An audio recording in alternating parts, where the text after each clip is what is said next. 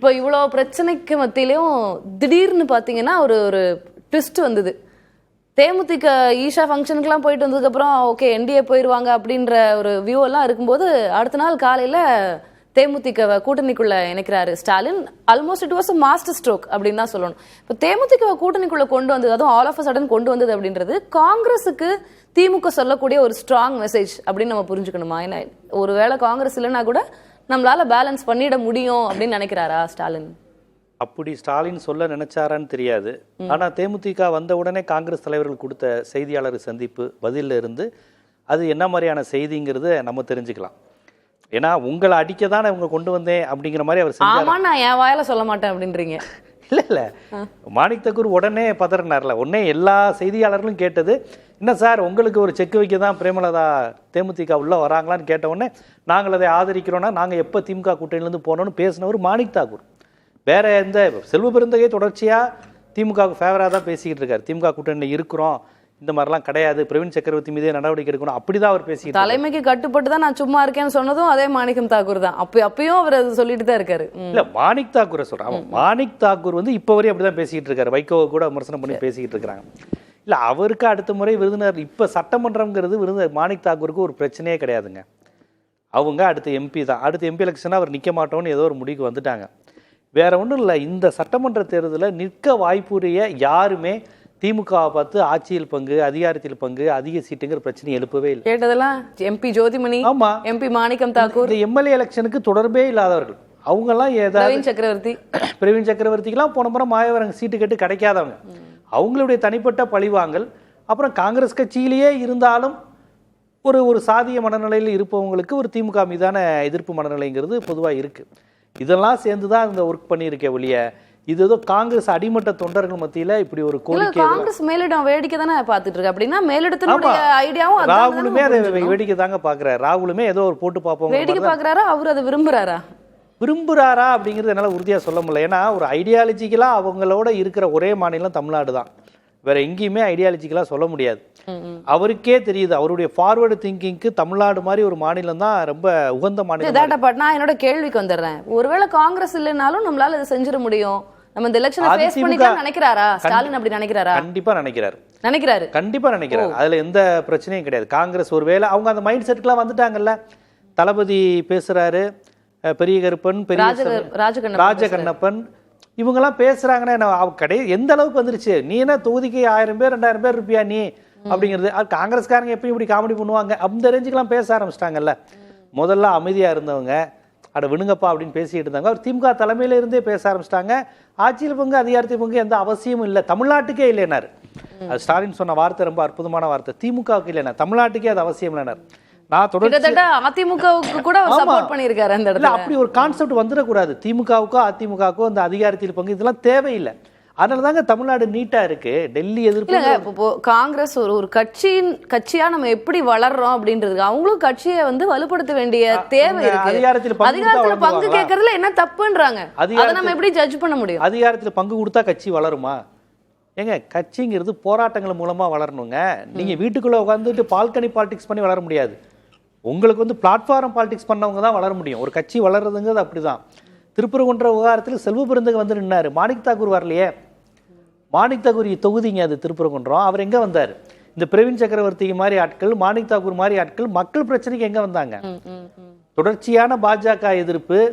ஏன் இங்க இந்த நடிகர் விஜய் போன்றவர்கள் பாஜகவின் குரலையே எல்லா விஷயத்திலையும் பிரதிபலிக்கிறாங்க. திருப்பரங்குன்ற விவகாரத்துல கண்டனம் தெரிவிச்சவங்க யாரு? ஐடியாலஜிக்கலா இந்துத்துவத்துக்கு எதிராக இருக்கக்கூடிய இடதுசாரிகளும் திராவிட கட்சிகளுக்கும் அந்த கொதிப்பு வருது. மாணிக் தாக்கூருக்கு ஏன் வரல? அப்ப அந்த அளவுக்கு ஆன்டி பிஜேபி ஃபீலிங் இப்போ இதெல்லாம் வச்சு பார்க்கும்போது நீங்க என்ன காங்கிரஸ் தலைமை என்ன ஒரு மைண்ட் செட்ல இருக்கிறதா நீங்க புரிஞ்சுக்கிறீங்க ஜீவா? இல்லைங்க, அவங்க ஒரு கட்சிக்கு அதிக சீட்டு கேட்கிற உரிமையெல்லாம் கூடாதுன்னு நம்ம யாருமே சொல்ல முடியாது. அது திமுகவுடைய அவங்களுடைய பிரச்சனை. அது எந்த அளவுக்கு குறைச்ச சீட்ல இது பண்றாங்கிறது அது கூட கொடுங்கன்னு. ஆனால் வரலாறுங்கிறது எப்படி பார்ப்பேன் நான் வந்து இதை எப்படி பார்க்குறேன்னா, ஐடியாலஜிக்கலா ஒரு தேசிய கட்சி தமிழ்நாட்டில் தேசிய கட்சிகள்ங்கிறது இல்லாத ஒரு சூழலை நம்ம உருவாக்கிட்டோம். டாமினேட் இல்லாத இந்தியாவில் வேற எந்த பகுதியிலும் அப்படி கிடையாது. அப்படி ஒரு நிலையில் நம்ம தமிழ்நாட்டை உருவாக்கி இருக்கும் போது என்னுடைய பார்வையில ஒரு தேசிய கட்சி எதுவா இருந்தாலும் இங்க வந்து அதிகாரத்தில் பங்கோ அதிக எண்ணிக்கையில் இருப்பது அப்படிங்கிறது தேவையில்லைங்கிறது என்னுடைய கருத்து. மாநில உணர்வு கொண்ட கட்சிகள் தான் அது திமுகவோ அதிமுகவோ யாரா இருந்தாலும் அந்த கான்செப்ட்ல நிக்கிற கட்சிகள் தான் சட்டசபை இருந்துட்டு போட்டு ஜீவா. நான் இன்னும் தலைப்போட்டி நான் கேட்க விரும்புறேன். இப்படி ஒரு இன்டாக்டான ஒரு வெற்றி கூட்டணியா இருக்கு, இன்டாக்டான அலையன்ஸா இருக்கும்போது உங்களுக்கு அதர் ஆப்ஷன்ஸை பார்க்க வேண்டிய தேவையை ஏற்பட்டு இருக்க கூடாது. இப்போ வந்து ஏற்படுது. அதை எப்படி கையாளுறாங்கன்னு நினைக்கிறீங்க? இப்போ காங்கிரஸ் ஹைகமாண்ட் என்ன ஐடியால இருக்காங்கன்னு நீங்க நினைக்கிறீங்க? காங்கிரஸ் கட்சி தொடக்கத்தில் இல்ல கொஞ்ச நாள் இப்படிதான் பேசிட்டு இருப்பாங்க, அப்புறம் அலையன்ஸ் ஃபார்ம் ஆயிட்டு சீட் ஷேரிங்லாம் முடிஞ்சு தேர்தல் இல்ல அவங்க பேச அனுமதித்தது தொடக்கத்துல ஏதோ பேசுறாங்கன்னா பரவாயில்ல, அவங்க தொடர்ச்சியா பேசும்போதும் டெல்லி தலைமை வந்து அதை அனுமதிக்க தான் தெரிஞ்சு. அது ஏதோ என்ன டெல்லி தலைமையை வந்து எப்படி கணிக்கிறீங்கன்னு கேக்குறேனா? இல்ல அவங்க வந்து பீகார்ல இருந்து எல்லா இடத்துலயும் மாநில கட்சிகளோட சண்டை போட்டு தேவையில்லாத பின்னடைவை தான் சந்திச்சுட்டு வராங்க. தமிழ்நாடு மட்டும்தான் அவங்களுக்கு அதிக எம்பிக்களை கொடுக்குது, மரியாதையான இடத்தை கொடுக்குது. காங்கிரஸ் வேணும்னு திமுக நினைக்குது. இந்த நேரத்துல பாஜகவை இந்திய அளவில் எதிர்க்க காங்கிரஸ் வேணும்னு அவங்க நினைக்கிறாங்க. யாரெல்லாம் பாஜக எதிர்ப்பாளர்களோ எப்படியாவது சேர்த்துக்கணும்னு நினைக்கிறது அந்த உணர்வு அவங்களுக்கு இல்ல. இவங்க கட்சியை வளர்க்கணுங்கிறாங்கல்ல. இன்னைக்கு பாஜக இருக்க பல துணை முதலமைச்சர்கள், உள்துறை அமைச்சர்கள் இருந்து பல மாநிலத்தில் இருக்கக்கூடிய முக்கிய ஆட்கள் ஃபுல்லா காங்கிரஸ்காரங்க. அப்ப இந்த அளவுக்கு உங்க கட்சியை பலவீனமா நடத்திக்கிட்டு இருக்கீங்க. காங்கிரஸ்காரங்கள அதிகமா ஈஸியா விலை கொடுத்து பாஜகவால வாங்க முடியுது. ஆனால் மாநில கட்சியை மிரட்டி தான் 2-3 பேர் இழுத்துருக்காங்க இதுவரையும். மாநில கட்சியை சேர்ந்தவங்க அதிகம் போயிருக்கிறாங்களா பிஜேபிக்கு? காங்கிரஸ் போயிருந்தோம், காங்கிரஸ்காரங்க தான் அதிகம் போயிருக்காங்க. போய் நான் திருப்பி வரேன் ஜீவா, உங்ககிட்ட வரேன். நான் திரு ஷபீர் அவர்கள்கிட்ட, ஏன்னா கிரீஷ் சோடங்கரோட இன்டர்வியூ நீங்க எடுத்திருக்கீங்க Shabir, you are a exceptional journalist. அவர்கிட்ட பேசும்போது அவர் நிறைய இடங்கள்ல ரொம்ப ரெஸ்ட்ரிக்டடா இருந்தார். நீங்க கேட்டீங்க லாஸ்ட் டைம் வந்தப்ப நீங்க ரொம்ப ஓப்பனா பேசுனீங்க, ஒய் ஆர் சோ காடட், ஏன் நீங்க ரொம்ப கட்டுப்படுத்தி ஏன் காடடா இருக்கீங்கன்னு கேட்டீங்க. ரொம்ப நுவான்ஸ்டான ஒரு இன்டர்வியூ. நீங்க ப்ரோ பண்றீங்க, திருப்பி அவர்கிட்ட இருந்து ஏதாவது விஷயங்கள் எடுக்க முடியுமான்னு ட்ரை பண்றீங்க. பட் அவர் கொஞ்சம் ஒரு மாதிரி ரிஜிடா தான் இருந்தார்.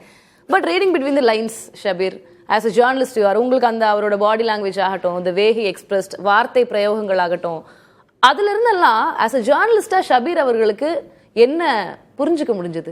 நீங்க என்ன நினைக்கிறீங்க? காங்கிரஸ் ஹைகமாண்ட் என்ன முடிவுல இருக்கிறதா நீங்க புரிஞ்சுக்கிட்டீங்க?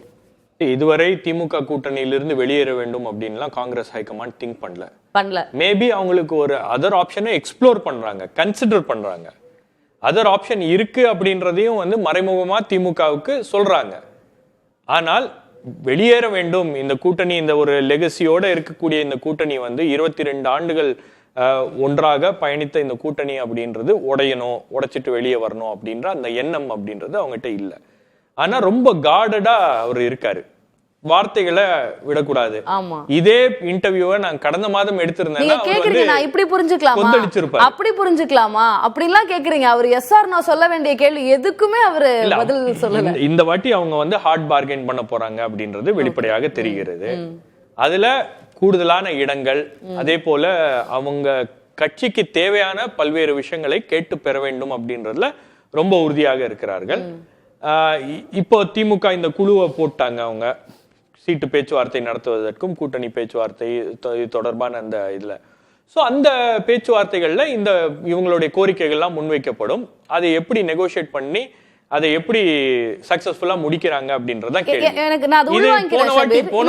போன வாட்டி என்ன ஆச்சுன்னா, இதே மாதிரி மேலிட பார்வையாளர்கள் பேசினாங்க, எல்லாமே முடிஞ்சு.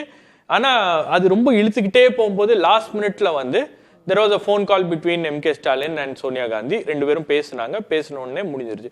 இப்போ எனக்கு தெரியுறது என்னன்னா, இந்த முடிவுகளை எடுக்க வேண்டிய தமிழ்நாடு கூட்டணி தொடர்பாக இறுதி முடிவு அப்படின்றது மல்லிகார்ஜுன கார்கே அண்ட் ராகுல் காந்தி. நான் நீங்க பேசினதுல இருந்து தான் எனக்கு கேள்வி வருது. சொன்னீங்க last time Sonia Gandhi MK Stalin பேசினாங்க, எவ்ரிதிங் வாஸ் ஒன்றும் இல்லை. ராகுல் காந்தி ஃபோன் பண்ணி இப்போ ஸ்டாலின் அவர்கள்கிட்ட பேசினாங்கனாலே அவர் ஓரளவுக்கு இறங்கி வர மைண்ட் செட்டில் தான் இருப்பாங்க அப்படின்றது நம்ம புரிஞ்சுக்க முடியும். இவ்வளோ இறங்கி பிளே பண்ண வேண்டிய, இவ்வளோ ஹார்ட் லைன் எடுக்க வேண்டிய அவசியம் என்ன? இவ்வளோ கேயாஸ் கிரியேட் பண்ண வேண்டிய அவசியம் என்ன இருக்குன்ற நான் இல்ல, அது 2 விஷயங்கள் இருக்கு. நீங்க கடந்த முறை வந்து ஒரு நபர் ஹேண்டில் பண்ணிட்டு இருந்தாங்க காங்கிரஸை, திருமதி கனிமொழி அவர்கள் தான் வந்து அந்த பேச்சுவார்த்தை மற்ற விஷயங்கள்லாம் பண்ணிட்டு இருந்தாங்க. இப்போ 2-3 பேர் அதை பண்றாங்க அப்படின்றது தான் வந்து நாம கேள்விப்படுறது. ஒரு பக்கம் வந்து திரு கமல்ஹாசன் அவர்களும் வந்து இதுல ஒரு ரோலை பிளே பண்றாரு அப்படின்னு சொல்றாங்க. அதுக்கப்புறம் வந்து இது வந்து காங்கிரஸ் தலைமைக்கு இது வந்து கொஞ்சம் டிஃப்ரெண்டா இருந்திருக்கு. ஏன்னா இந்த பேச்சுவார்த்தை அப்படின்றது ஒரு 1 சேனல் மூலமாக இருந்தால் சரியாக இருக்கும் அப்படின்றது. ஸோ அதுக்கப்புறம் தான் வந்து கனிமொழி அவர்கள் நேரடியாக ராகுல் காந்தியை சந்திச்சு மறுபடியும் பேசியிருக்காங்க. ஒரே ஒரு கோரிக்கை தான், நீங்க மற்ற விஷயங்கள்லாம் நம்ம பேசிக்கலாம், எவ்வளவு சீட்டு, எந்த தொகுதி, என்ன ஏது அப்படின்றதெல்லாம் நம்ம பாத்துக்கலாம். ஆனால் இந்த ஆட்சியில் பங்கு அப்படின்ற இந்த டிமாண்டை வந்து நீங்க ஃபர்தரா பிரஸ் பண்ணாதீங்க அப்படின்னு சொல்லியிருக்காங்க. அதை காங்கிரஸ் தலைமையும் ஓரளவுக்கு ஏற்றுக்கொண்டுள்ளது. ஆனால் கூடுதல் இடங்கள் அப்படின்றதுல அவங்க உறுதியா நிற்பாங்க. அதே போல அதிகாரத்தில் பங்கு, நான் சொன்னேன் இல்லையா, இந்த கார்பரேஷன், இந்த மற்ற பஞ்சாயத்து, அப்புறம் டிஸ்ட்ரிக்ட் லெவல்ல இருக்கிற கமிட்டிஸ்ல அவங்க காங்கிரஸுக்கு கொடுக்க வேண்டிய இடம், இந்த மாதிரி விஷயங்கள் எல்லாம் பேசி பெற்றுக்கொள்வார்கள். பட் காங்கிரஸுக்கு வந்து நடுவுல அவங்களுடைய மைண்டை சேஞ்ச் பண்ணக்கூடிய அளவுக்கு இந்த டிவிகே உடைய வருகை அப்படின்றது ஒரு ஃபேக்டராக இருந்திருக்கிறது அப்படின்றது உறுதியாக சொல்ல முடியும். அதுதான் இவ்வளவு பிரச்சனைகளுக்கும் காரணம். ரெண்டாவது, திமுக பொதுவா இப்படி ஹேண்டில் பண்ண மாட்டாங்க. திமுக இந்த அளவுக்கு இந்த பிரச்சனை பெருசா போறதுக்கு விட்டுருக்க மாட்டாங்க. பட் அவங்களும் வந்து ஏதோ ஒரு இடத்துல காங்கிரஸ் எங்க போயிருப்போது, அவங்களுக்கு என்ன ஆப்ஷன் இருக்கு, நம்ம கூட தானே இருக்க போறாங்க அப்படின்னு ரொம்ப லைட்டா எடுத்துக்கிட்டாங்களோ அப்படின்ற ஒரு ஃபீல். திமுக அப்படிதான் ஹேண்டில் பண்ணிருக்காங்களா காங்கிரஸ? நம்ம கூட தான் இருந்தாகணும், நமக்கும் வேற வழி இல்ல, அவங்களுக்கும் நம்மளை விட்ட வேற வழி இல்ல, அந்த ஒரு ஆட்டிடியூட் தான் கொஞ்சம் இந்த பிரச்சனையை வளர விட்டுருச்சோ? நீங்கள் எங்கேயும் போகக்கூடாது, எங்கள் கூட தான் இருக்கணுன்றது தான் இதன் மூலமாக சொல்ல வராங்க. உங்களை எங்கேயும் நாங்கள் அனுப்ப மாட்டோம், நீங்களாக போகிறதா இருந்தாலும் நாங்கள் அனுப்ப மாட்டோம், நீங்கள் இங்கே தான் இருக்கணும். அதுக்காக தான் இவ்வளோ நாள் 80 நாள் தள்ளுறது அதுக்கு தான். ஓகே, நீங்கள் ஏதாவது டிசம்பர்லேயே நீங்கள் வருவீங்க, நாங்கள் இல்லைன்னு சொல்லுவோம், நீங்கள் அங்கே போயிட்டீங்கன்னா நாங்கள் உங்களை எங்கேயும் அனுப்ப மாட்டோம், நாங்கள் இங்கேயே வச்சுருப்போம், கடைசி வரைக்கும் உங்களுக்கு கூடவே வச்சுருப்போம், கடைசியில் உங்களுக்கு ஆப்ஷனே இருக்காது. அப்படி தான் திமுக பண்ணுது. அது கரெக்டாக தப்பாங்கிறது அப்புறம் பேசலாம், அரசியல் அப்படி தான் இருக்கும். இது ப்ரூட்டலாக தாங்க இருக்கும். நான் 2 எக்ஸாம்பிள் சொல்கிறேன். 2004 திமுக வந்து கமாண்டிங் பொசிஷனில் டெல்லியில் போய் உட்காடுறாங்க. 7 யூனியன் மினிஸ்டர்ஸ், 3 பேரோ 4 பேரோ கேபினெட், எனக்கு சரியான ஞாபகம் இல்லை. அப்போ வந்து காங்கிரஸோட எண்ணிக்கை 145. அன்னைக்கு திமுக தான் வந்து பிக்கெஸ்ட் சப்போர்ட் ஃபார் காங்கிரஸ். திமுக சொல்றதெல்லாம் செய்யறாங்க காங்கிரஸ். சோனியா காந்தி என்ன கேட்டாலும் செய்யறாங்க. இங்க வந்து காங்கிரஸோடைய சப்போர்ட்டால தான் டிஎம்கே கவர்மெண்ட், கருணாநிதி அவர்களுடைய அரசே இயங்க போகுது. நீங்க ஆட்சியில் பங்கு, அதிகாரத்தில் பங்கு பிரஸ் பண்ணாதீங்க. ஓகே, கேட்கவே இல்லை. 2009 வருது, காங்கிரஸ் 206 சீட்ஸ். கருணாநிதி அவர்கள் வந்து 5 நாள் டெல்லியில உட்கார்ந்து இருக்கிறாரு, அவரால் நெகோசியேட் பண்ண முடியல. இவ்வளவுதான் சீட்டு, வேணும்னா எடுத்துக்கோங்க, இல்லைன்னா நீங்க இல்லாதீங்கன்னாங்க. இன்னைக்கு திமுகவினுடைய பொருளாளராக இருக்கக்கூடிய திரு டிஆர் பாலு அவர்கள் நாளைக்கு வெள்ளிக்கிழமை காலையில பதவி ஏற்க போறாங்கன்னா வியாழக்கிழமை சாயந்தரம் அனௌன்ஸ் பண்றாரு, we will support DMK from outside அப்படின்னு.